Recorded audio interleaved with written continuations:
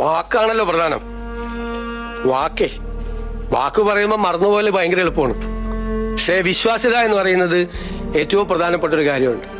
ഞാൻ തന്നെ ആശാ വർക്കർമാരുടെ പന്തലിൽ പോയി സമരം അവസാനിപ്പിക്കുന്നതിന് മുമ്പും സമരം അവസാനിപ്പിച്ച ദിവസം ഒരു വാക്ക് പറയുന്നുണ്ടായിരുന്നു. ആദ്യത്തെ ക്യാബിനറ്റിൽ നിങ്ങളുടെ സഹായങ്ങൾ പ്രഖ്യാപിച്ചു തുടങ്ങും. എല്ലാം അവരാവശ്യപ്പെട്ട മുഴുവൻ കാര്യങ്ങളും ചെയ്യണമെന്ന് നമുക്കുണ്ട്.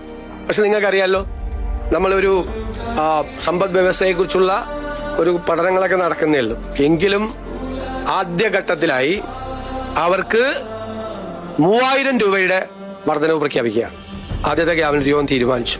അവരോട് പറഞ്ഞ വാക്കുകൾ തീർച്ചയായിട്ടും പാലിക്കും. ആദ്യഘട്ടത്തിലാണ് 3000 രൂപ വർദ്ധിപ്പിക്കുന്നത്.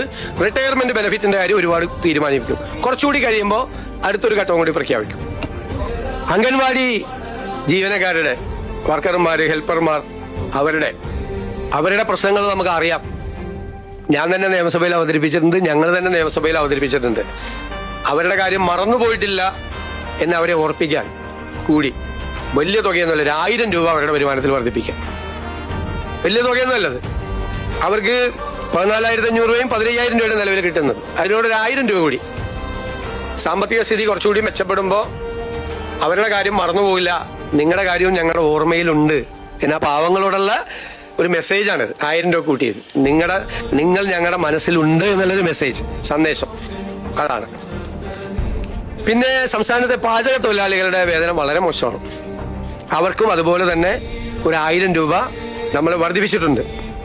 സംസ്ഥാനത്ത് ജോലി ചെയ്തു വരുന്ന പ്രീ പ്രൈമറി ടീച്ചർമാരുടെയും ആയമാരുടെയും ഓണറേറിയം അതും ഒരു 1000 രൂപ കൂട്ടിയിട്ടുണ്ട്. ഇതെല്ലാം നമ്മളതിന്റെ സാമ്പത്തിക ബാധ്യതകളെല്ലാം പരിശോധിച്ചതിന് ശേഷമാണ് ഇതെല്ലാം ചെയ്തത്. അതുകൊണ്ടാണ്, ഇല്ലെങ്കിൽ 2000 രൂപയും 3000 രൂപയൊക്കെ കൊടുക്കണമെന്ന് ആഗ്രഹം ഉണ്ടായിരുന്നു. 1000 രൂപ ആക്കിയത് അതാണ്. പക്ഷെ നമ്മളൊരു ടാർഗറ്റ് ചെയ്തിട്ടുണ്ട്. ഞാൻ പറയാം പിന്നീട് സാമ്പത്തിക സ്ഥിതി എങ്ങനെയാണ് മെച്ചപ്പെടുത്താൻ പോകുന്നതെന്നൊക്കെ അത് പിന്നെല്ലാം കൂടി പറയണ്ടല്ലോ.